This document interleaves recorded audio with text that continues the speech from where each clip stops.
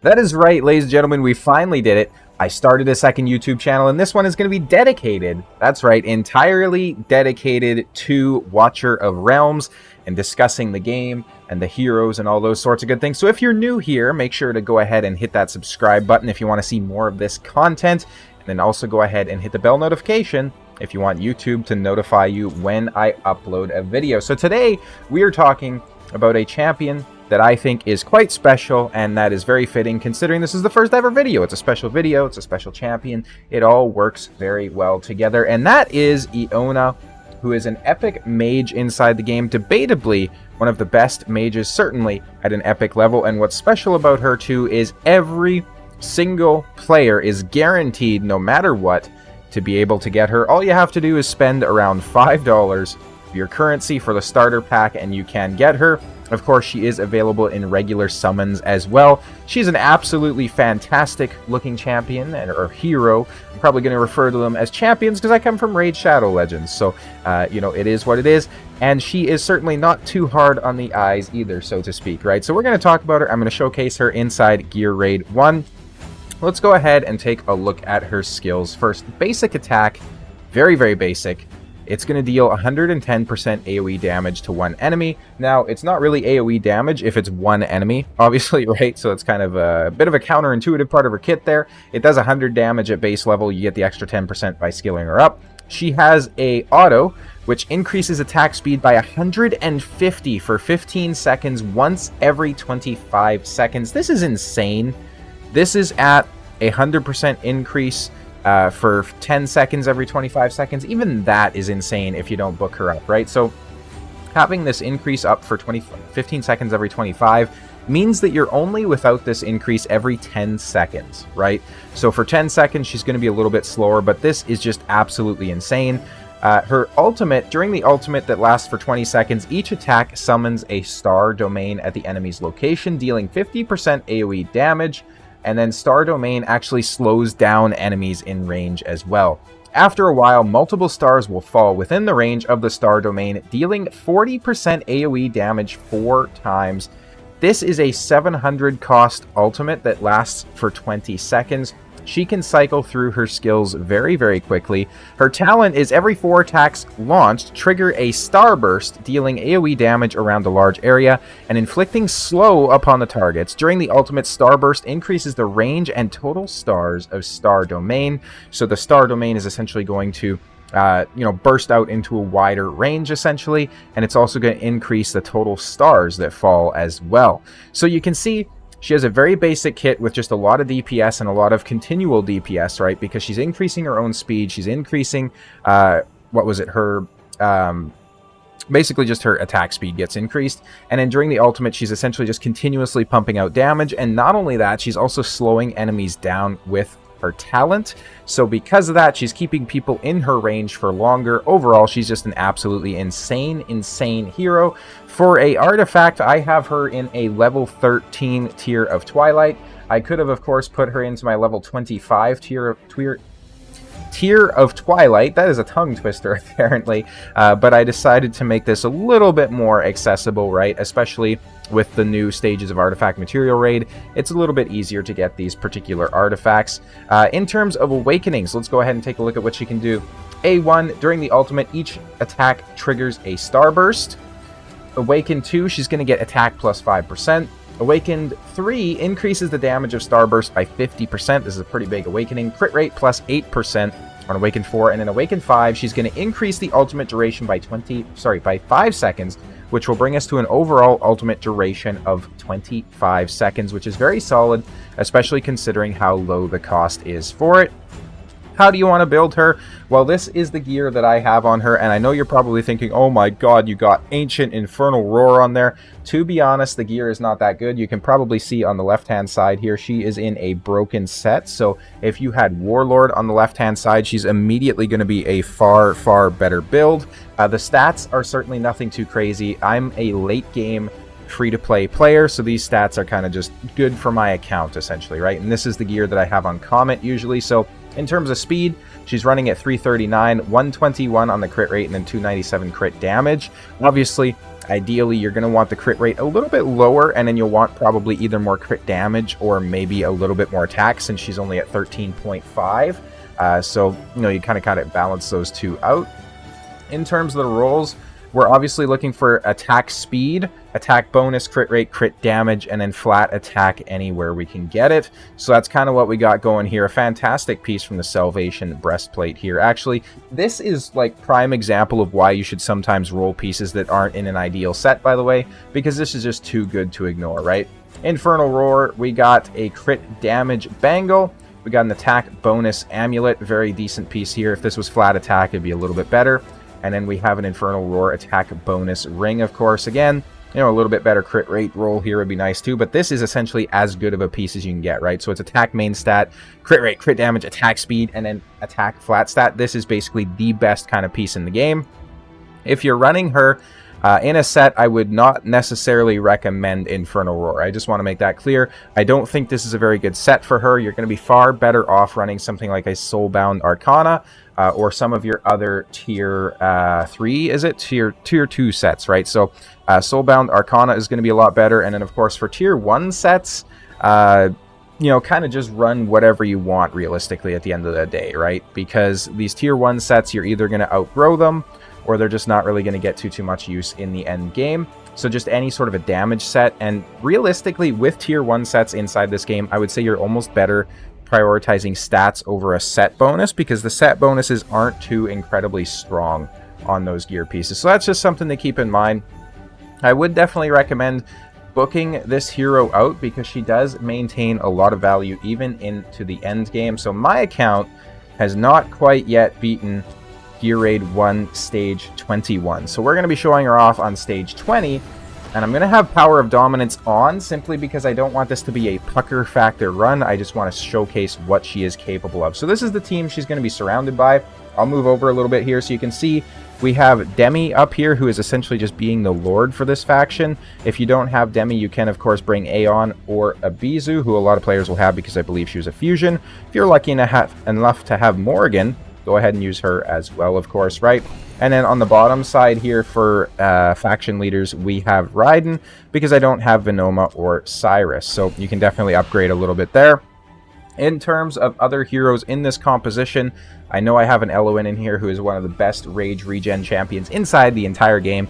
You don't need to use Eloin. This strat and this stage I first beat using only Hollow and Laurel. Those two champions are semi-important to the run. You can definitely get past it with one or the other, but you will certainly need a little bit better gear.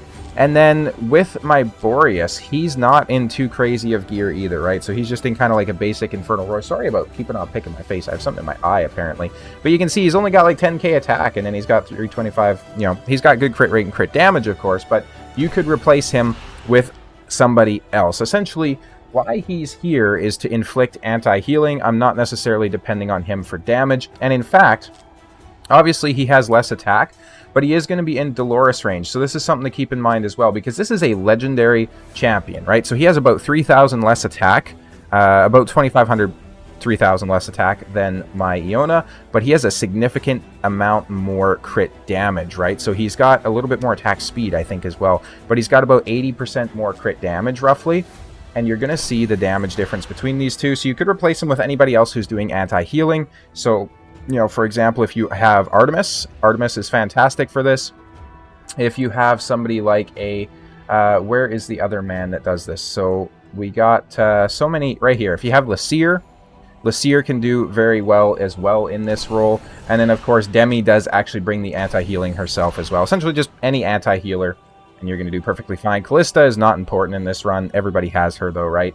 And then, of course, Mari is fairly important because she's going to help bring those slows, which we want to stay alive a little bit longer. So, essentially, the way I clear this particular stage is I'll go ahead and put Eona, or in most cases, Comet here, and then we drop Dolores right behind him right off the hop.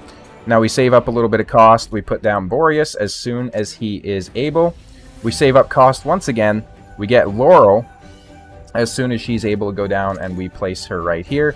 Now, Laurel is in Invig. I did not mean to pop that there. We're going to go ahead and restart, actually. That's my bad. So I was going to say Laurel is in Invig, which means that it's going to be kind of random where the bonus goes. Last round it seemed to go on to Boreas, which was a bit of a shame because it'd be nice to have a, an attack boost on Eona, considering that we're showcasing her. But it looks like it went on to Boreas again, perhaps there. So we're going to slow this down. Essentially what we do here is we just wait for all of them to get onto the wall. Doesn't really matter if he gets the Forsaken Totem down or not. We're going to go ahead and out DPS them anyways. So we're going to go ahead, we're going to start popping ultimates here. And then as soon as everybody pops, we pick up Laurel. We put down Eloin. Again, if you don't have Eloin, Hollow's going to work perfectly fine in that role as well. Now we save up a little bit more. We go ahead and we put Hollow on this side. And so once Hollow's down, we are essentially just waiting. We're waiting for enough cost for Mari here, because Mari's going to go down on the top right-hand side, and she's going to slow everybody down, and then she's also going to apply that magic resistance reduction, which is very strong, especially considering that we're running multiple mages, and that's where the primary amount of our damage comes from. So we're essentially just waiting. For somebody who might be trying to get through Gear Raid 1 for the first time, don't worry about these particular guys. Kind of just let them group up on the wall and do their thing for the first little bit, because they don't do a whole lot of damage to the wall. So you can see they're only doing like, 3k per tick to the wall essentially, whereas these guys do like 20k or something like that. So it's a significant damage difference that you want to keep in mind. Callista we'll go ahead and put down here as well, just to get her doing some DPS there, nothing too crazy. We have everybody's ults ready to pop. We're going to go ahead and bring Laurel back out here, and we're going to wait until essentially everybody's down here on the wall so that we can make the most use of our ultimates. And then at this point, it's basically just cycling heroes is all we're doing. So we're going to go ahead and start popping here. And then we're going to pop Mari as well, and then pick up Laurel. Now we will get Demi down here just so she can inflict some additional slows. Again, you don't need this particular champion. And you can see, once we start popping those ultimates, we cycle through these mobs pretty darn quick with our damage dealers. Again, this is stage 20, Power of Dominance on, but the same methodology is going to apply to other stages as well. I do plan on making a push here at some point to beat stage 21. I've definitely fallen a bit behind inside the game currently. I play a lot of Raid Shadow Legends, and Raid has been very active with the amount of content that they're releasing recently, so that game has been taking a lot more of my time. Putting out continual content for it as well has certainly taken a lot of my time too. So I'm falling a bit behind the curve in Watcher of Realms, unfortunately, considering that I like this game as much, if maybe not even a little bit more than Raid. But at the moment, at least, Raid has more things that you can do on a daily basis, so I find myself essentially just partaking in a lot more of their content there. So we're going to go ahead and retreat her. I don't know why her popped her ultimate. These guys, like I showed you, they don't do anything to the wall, right? So we're just chilling. They're almost dead even though we haven't popped ults. We're starting to have the big boys come in here now, so now is when we'll pop everybody again. Pick up Laurel once again here as well.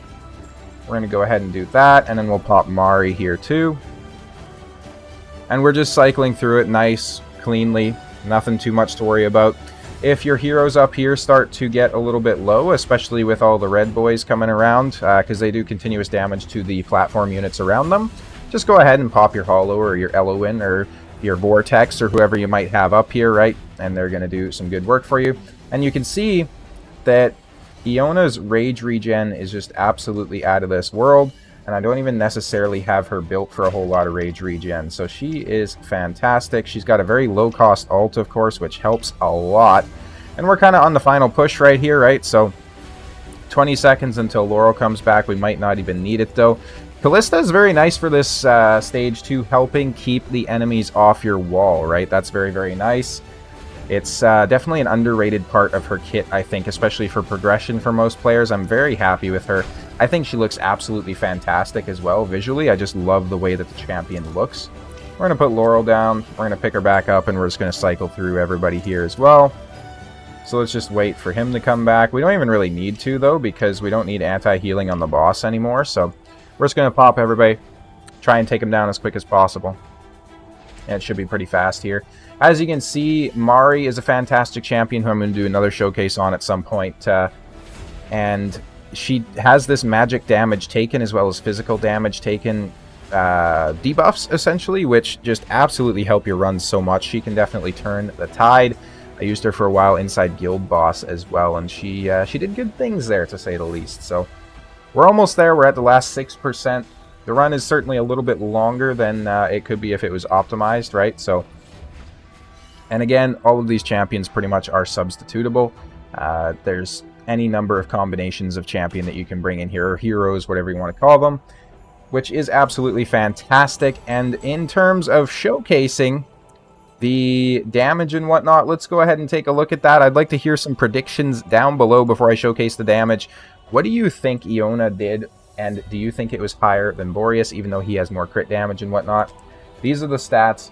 We have 86.7 thousand, so 86 million, I guess, coming in from Eona, and then 61 coming in from Boreas, and then of course only 11 coming in from Callista. But I don't have her built very well, so she does more damage than a legendary champion who has comparable gear.